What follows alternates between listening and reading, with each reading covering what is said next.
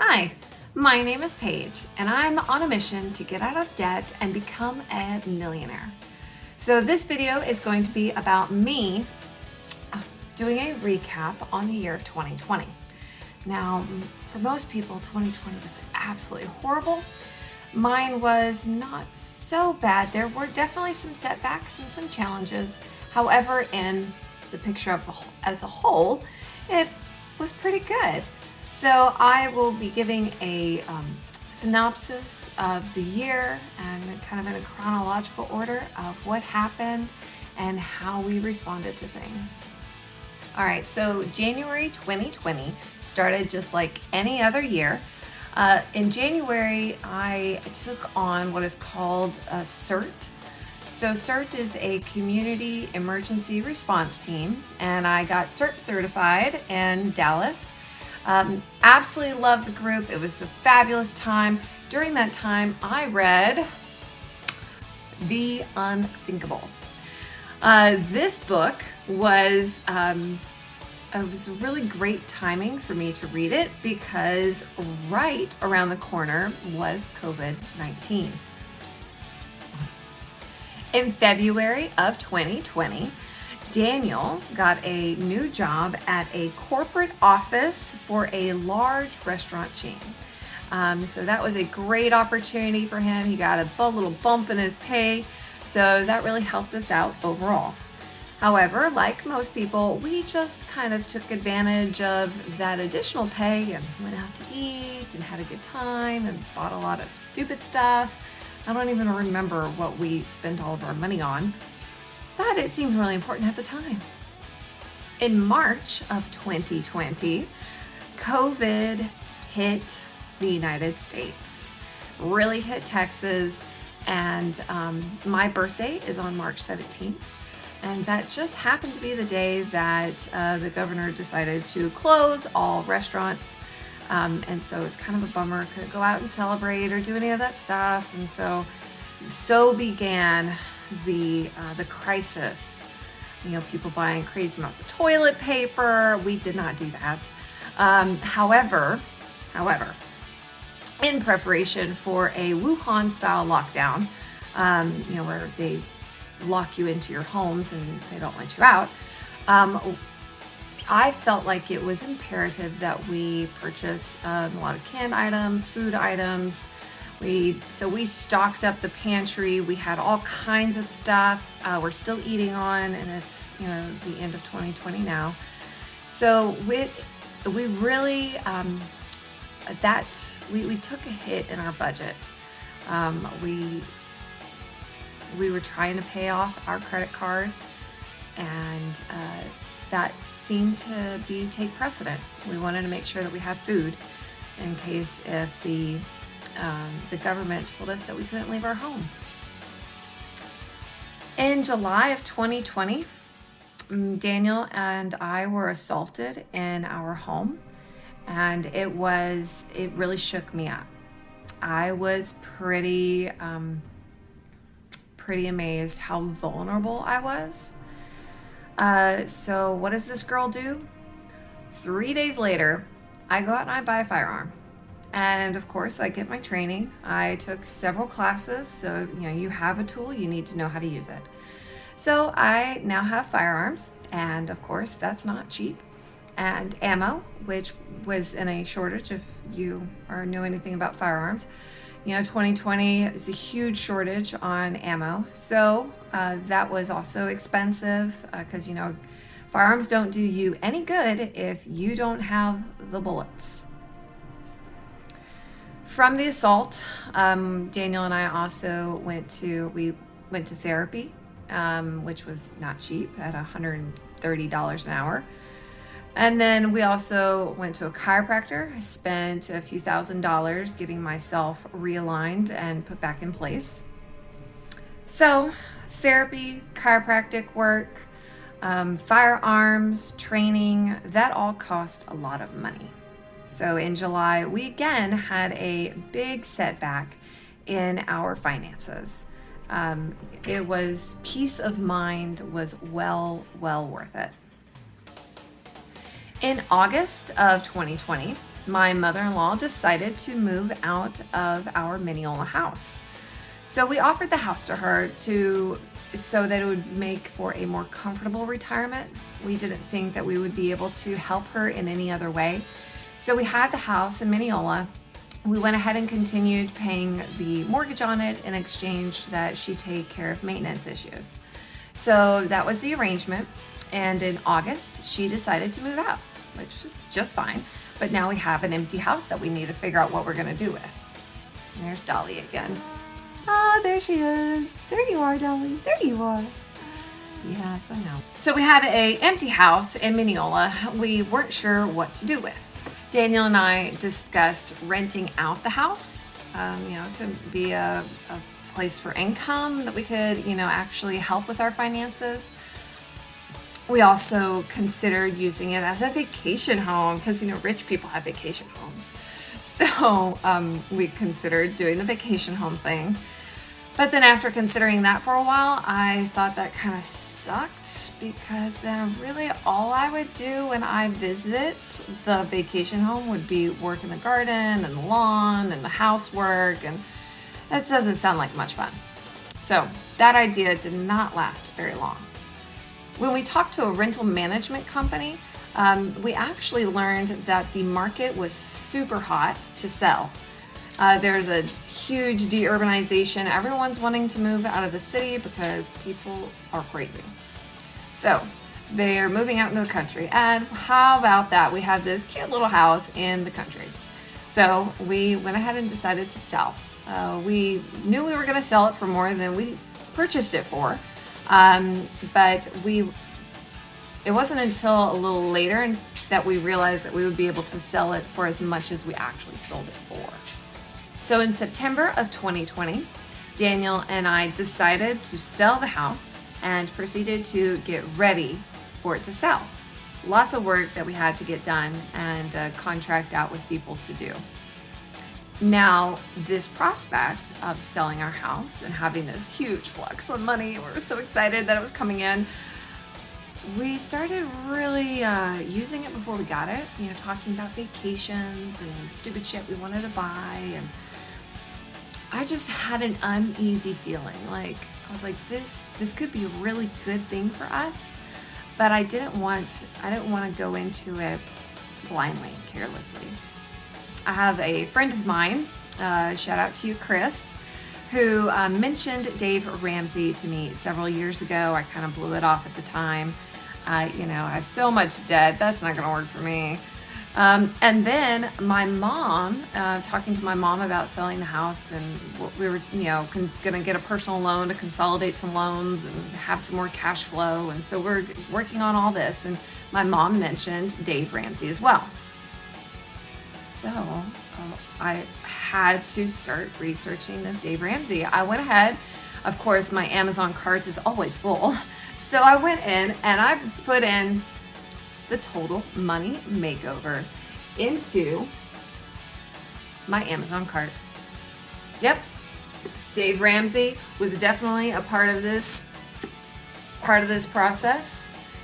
He had a big influence on the process that we're working through and really changing our mind about how money works.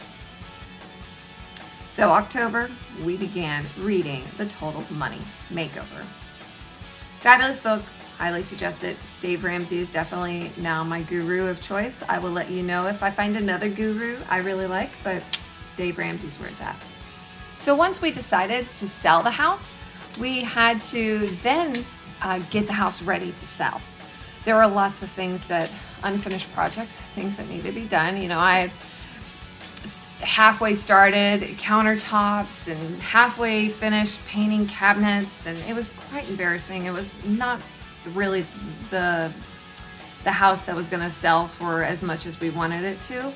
So we fronted a lot of money and made it happen. So we contracted, we got new countertops in, we got a tile backsplash put in the kitchen, all the cabinets in the house painted white. It was just beautiful. The open floor plan with lots of windows. It was absolutely gorgeous. Let me talk to you about denial. Daniel and I were in denial. We pay our bills, we can afford going out, we enjoy everything. In fact, Daniel and I were trying to figure out what it meant to live a dink lifestyle. If you don't know what a dink is, it is a double income, no kids. That's us. We have 2 incomes, 2 good incomes, and no children. So that should afford us some things in life that we want to enjoy and travel and have nice cars. And why aren't we living this life? So Daniel and I were trying to figure out how we could live this dink lifestyle. And then we met Dave. We learned about Dave. We learned that debt is bad, and if you have debt, you probably shouldn't be going out to eat. You probably shouldn't be traveling the world and doing all this crazy stuff because you can't afford it. If you have a whole bunch of debt, you just can't afford it. So Daniel and I, after reading Dave's book, The Total Money Makeover, we decided we were going to go ahead and give this a try. We started throttling back our expenses that we had. I was already planning money in October, and so I was throttling that back. I was like, okay, all right, well, I'll just wait for the next paycheck. I'll buy this big thing, right? And that October was the first month that we started putting together a every dollar budget. So I now use an Every Dollar app. It is the app that Dave Ramsey uses. I don't use the Plus because I don't want to pay for it. The Every Dollar app is a great app to help you budget, put every penny in its place. Every dollar has a job. So once you have that, I think that really helped us really work through making sure that every dollar is working and not just, oh, I have an extra $200. What should I do with it? It's like, no, make sure it has an assignment and then move forward.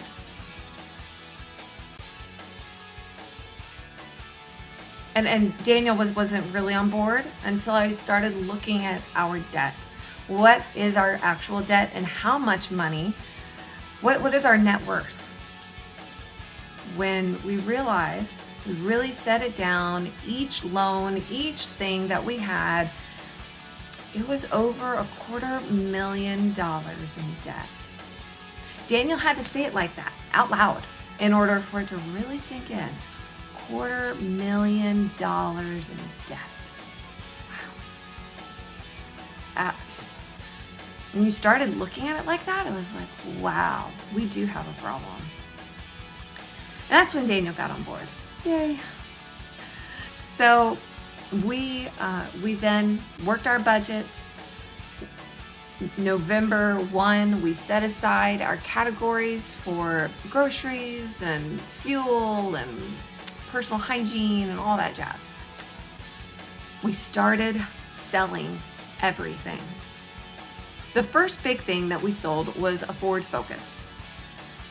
It was honestly kind of a trouble car for us. We tended to have a check engine light seemed to always be on. And we just kind of ignored it because it was, it was still running. It was fine, right? It's fine. So we went ahead and sold it. We got the check engine light off, which actually cost us $400. No one's going to buy a vehicle with a check engine light on. So we got the check engine light off and we sold the car. We sold it to this really sweet girl. She paid in cash for $5,300. Super awesome. Once we sold the car, we also sold a washer dryer. That went like hotcakes. I wish we'd asked for more, but we didn't know what it was really worth. You live, you learn. You look at how much that kind of stuff's worth. We sold a chest of drawers with mirrors. We sold a 5-year-old helium tank that somebody, we never used it, so we assume it was still good. We sold some tools and we still have things for sale. So always check our Facebook Marketplace. So in November, the house got listed and 24 hours later, we had an offer on it, cash offer for $220. $220,000. Thousand's important. $220,000. So that was pretty awesome. We were so excited. We were thinking that this was going to fix all of our problems. Well, not quite all of them, but it would fix a lot of them. And on December 4th of 2020, we closed on the house, sold. So, but we got home after closing the house, and we actually got the money that night, and we went through and paid a huge portion of our student loans. To be honest with you, I thought it was going to feel better than it actually did. I was so excited. It was paying off so much. We're going to get so far. It was very disappointing. It was to have over $100,000 sitting in our account. We did the right thing. We did the grown-up thing, the adult thing, the mature thing. It was a disappointing thing. But we took $100,000 off of our debt that evening, which was very exciting, although also a letdown. I wish that we could have done something to mark the occasion, but we had a bottle of wine that we purchased several months prior, and a nice bottle of Duckhorn, if you're familiar with that. So we sat down and we had our glass of wine while we paid our student loans, celebrating our closing of the house. In December, we moved to a cash envelope system. We realized that in November, it was not as solid as we would have liked. It was very easy to swipe, and it was swipe the debit card, and it was really difficult to keep up with what's what. So the cash envelope system, as much as I didn't want to go to cash, it actually makes it a lot easier, and I don't have to think or plan or scheme about how that's going to work so much. For the first time in my life, I am at a positive net worth. Wow. I mean, it wasn't much, after paying off all the student loans, we were only like $10,000 positive net worth. So not much, but it was finally in the positive. For so long, we've been negative $250,000. We just accepted it. I didn't see a way out. We didn't think it was ever possible. But now, I can only imagine what it'll be like to feel debt-free. But right now, it's just having a positive net worth. So the next book that I'm reading is The Everyday Millionaire. Because once I get out of debt, this is my next step. I'm going to become an everyday millionaire. It's going to happen. I know it's going to happen. Have the mindset. Have the ready for it. I am an everyday millionaire. That's why my channel is A Budding Millionaire. There is promise in the word budding. It's gonna happen. It's just a matter of time. Keep watering it, keep feeding it. This is going to happen. All right, so now to give a 2020 summary. Now I'm smiling because this is actually pretty exciting to me. I know 2020 overall was kind of challenging for a lot of people, but we did have a lot of accomplishments this year, and I don't think there is any shame in being excited about that. So the total amount of debt paid from January 2020 to the end of December 2020, total debt paid is $245,326.70. What? Now, our current net worth at the end of January is $15,816.79. So first time in my adult life that I am in a positive net worth. Well, first time in my life at all, I'm in a positive net worth. So super exciting, super stoked. I think 2021 will have so much to offer. We are looking forward to getting out of debt. Projected out of debt date is going to be May of 2021. I'm super stoked about where we're going in 2021. While the world may be crazy and everything burned down and everything changed, and it'll be fine. It'll be fine. Someone very wise once said that it doesn't matter what happens in the White House. What matters is what happens in your house. Your house is what matters. And let me just talk about that for a minute, because you want to change the world. You change the world one family unit, one individual, one community at a time. It needs to start on a small scale. Change your corner of the world. Gandhi said, "You be the change you want to see in the world." That's it. You be the change. Change your corner of the world through you, through your family unit, your community. And once you start that fire, it doesn't stop. So be positive. 2021 has a lot to offer. I'm stoked.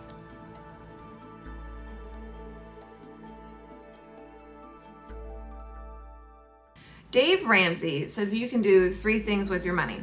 You can spend it, have fun. You can invest it and save for the future. And you can also give it away. So the 3 things, I am very good at spending. I'm getting there with the saving and investing. The giving away part, I actually have a very generous heart, although with all of my focus on saving and cutting my spending and trying to get in with, taking care of my debt and investing in my future, giving I'm finding is a little challenging. And I feel like I'm such a Grinch saying that. However, Daniel and I are working on some giving goals. And I was wondering if you have any suggested giving goals. If you have a giving goal for 2021, I would love to hear it. And I would love any suggestions for giving goals that I might take up. I have thought of things like, walking around with $100 bill and finding the right person to give it to, or giving a extremely generous tip of like $500. Doesn't that sound like fun? Helping somebody out with their tuition with school so that they're not in the situation I'm in. Things like that I've been considering. But I want to know your ideas. What kind of things are you planning to give? How much and to whom? I would love to know, because I need some ideas and I need some encouragement. Thanks. Hello. Thank you for watching this video. I'm on a mission to get out of debt and become a millionaire. I'm going to keep making these videos to keep me focused and you inspired. So go ahead and like and subscribe. You know the drill. And I will see you next time